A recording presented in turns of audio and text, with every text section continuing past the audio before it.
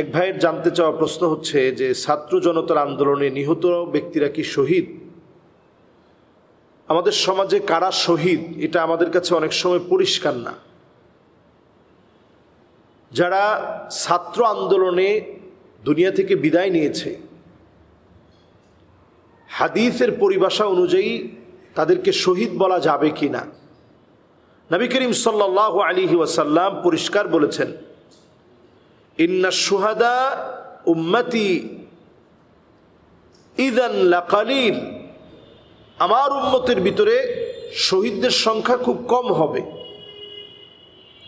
কিন্তু যারা অধিকার আদায়ের জন্য, অধিকার অর্জনের জন্য, অধিকার লাভের জন্য যারা লড়বে তাদেরকে শহীদ বলা যাবে কিনা। নবী করিম সাল্লাল্লাহু আলাইহি ওয়াসাল্লাম হাদিসের ভিতরে তাদেরকে কিন্তু শহীদ বলা যাবে না এমন কথা বলেন নাই।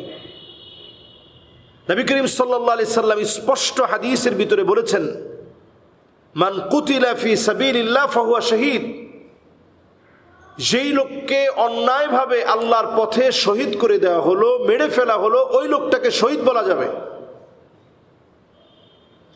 পেটের পীড়ায় যে মারা যাবে তাকে শহীদ বলা যাবে, পেটের পীড়ায় যে মারা যাবে তাকে শহীদ বলা যাবে। বাচ্চা প্রসব করতে গিয়ে যদি কোনো মহিলা মারা যায়, ওই মহিলাকে শহীদ বলা যাবে। এরপর শহীদ কারা? কোনো বিল্ডিং এর চাপায় পড়ে যদি কেউ মারা যায় তাহলে ওই লোকটাকে শহীদ বলা যাবে। আগুনে পুড়ে যদি কেউ মারা যায় ওই লোকটাকে শহীদ বলা যায়। যদি কেউ পানিতে ডুবে মারা যায়, পানিতে, ওই লোকটাকেও শহীদ বলা যায়।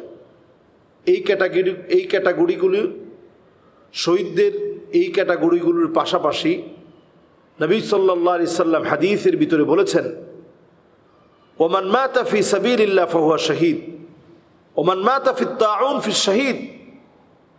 করোনায় যদি কোনো ব্যক্তি মারা যায়, অথবা যদি আরো কোনো নতুন কোনো মহামারী এই পৃথিবীতে দেখা দেয়, এরকম যদি কোনো মহামারীতে কেউ মারা যায় তাহলে তাকেও শহীদ বলা যাবে।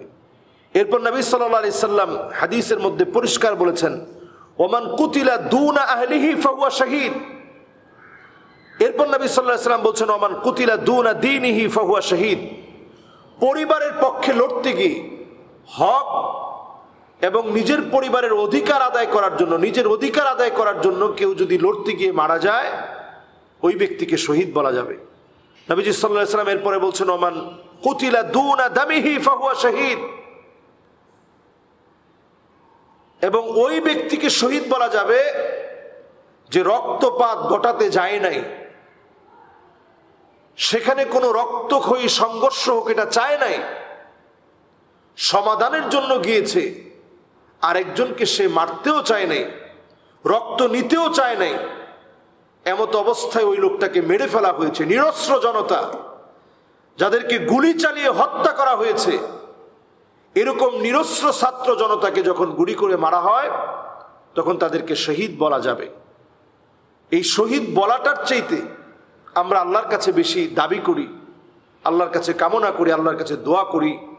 নবীজি সাল্লাল্লাহু আলাইহি সাল্লাম বলেছেন, ইউতি শাহীদ সিত্তা খিসালিন ইনদা আউয়ালি কাতরাতিন মিন দামিহি। যাদের আত্মত্যাগ আর কোরবানিতে নতুন এক সূর্য উঠেছে, সেই মানুষগুলোকে আল্লাহ তাআলা যেন 6টা প্রতিদান দিয়ে দেন। 1 নম্বর প্রতিদান হচ্ছে আইয়ুকাফির আনহু, আল্লাহ তাআলা যেন মুছে দেন কুল্লা খাতিআ, সব গুনাহগুলো যেন আল্লাহ তাআলা মুছে দেন। ওয়ুরা মাকআদাহু ফিল জান্নাহ, জান্নাতে যেন আল্লাহ তাআলা তাদেরকে যেই প্রতিদান পাবে সেটা আল্লাহ তাআলা শহীদদেরকে দেখাতে থাকেন, এই যে তোমার জান্নাতের প্রতিদান। ওয়ুযাওয়াজু মাআ হুরিল আইন, ডাগর ডাগর চক্ষু বিশিষ্ট নারীদের সঙ্গে আল্লাহ রাব্বুল আলামিন হুরদের সঙ্গে বিবাহের ব্যবস্থা করবেন।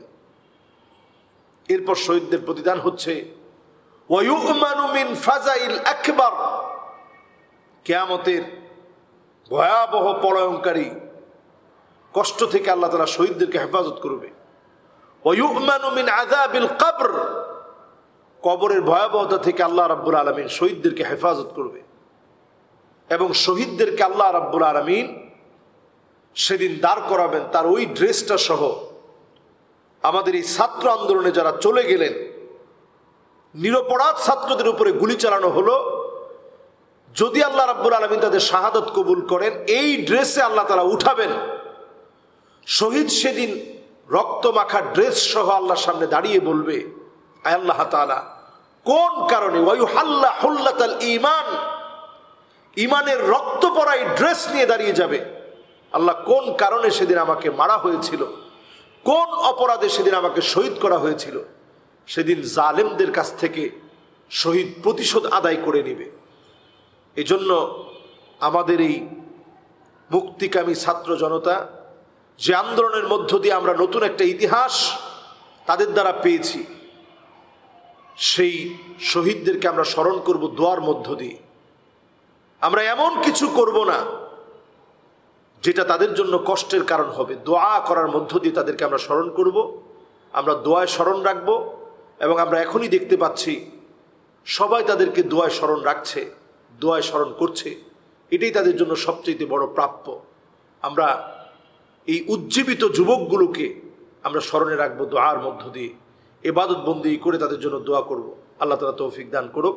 আসসালামু আলাইকুম ওয়া রাহমাতুল্লাহি ওয়া বারাকাতুহু।